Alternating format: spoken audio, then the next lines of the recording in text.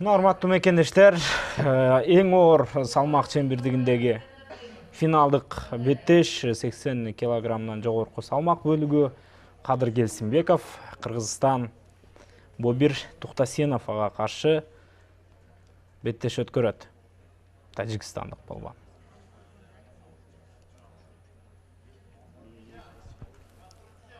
Кадыр Келсинбеков бул жолу дагы байкасаңыздар атаандашына караганда көлөмү кичирээк, салмагы да кичинекей.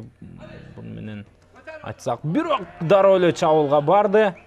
Калыс 1 упайды берген экен. Жок, 2 упай деп оңдоду окшойт. 2 упай демек Кадыр Келсинбековго берилди. Бул аракети үчүн.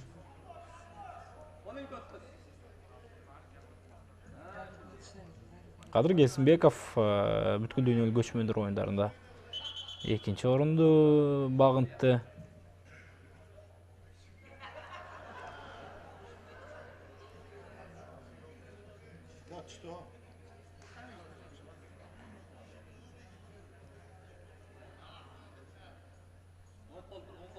Кечиресиздер, 3-нчү орунду ээледи Кадыр Келсинбеков. Эсиңиздерде болсо, жарым финалда аргентиналык балбандан жеңилип калган. Азыр кайрадан чабуулда Кадыр. Жок, негизинен Бобир Туктасенов чабуулга барган, анткени менен өзү түшүп калды биринчи болуп жерге. Натыйжада Кадыр Келсинбеков аны пайдаланып дагы 1 упайды иштеп тапты. Сөзүмдү токтоп тактап өтөйүн. Бобир Туктасенов бул Өзбекстандын намысын коргоп жаткан балбан. Абсамат Масалиевдин жаркын элесине арналган алыш күрөш боюнча эл аралык мелдеш.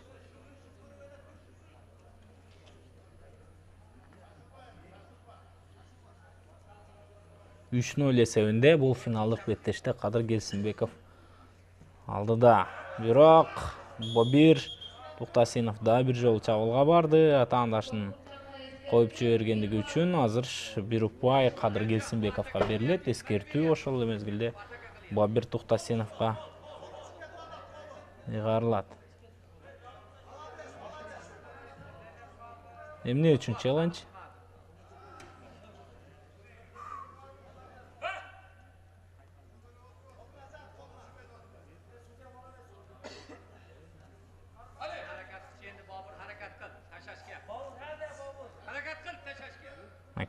Өзбекстандык балбан чындыгында 150 килограммдай чыгат. Андан өйдө болсо болушу мүмкүн, улуу эмес. Жана бул жолу дагы бир жакшы чабуул жасаган. 1 упайды калыс көрсөтүүдө көк кийимчен балбанга.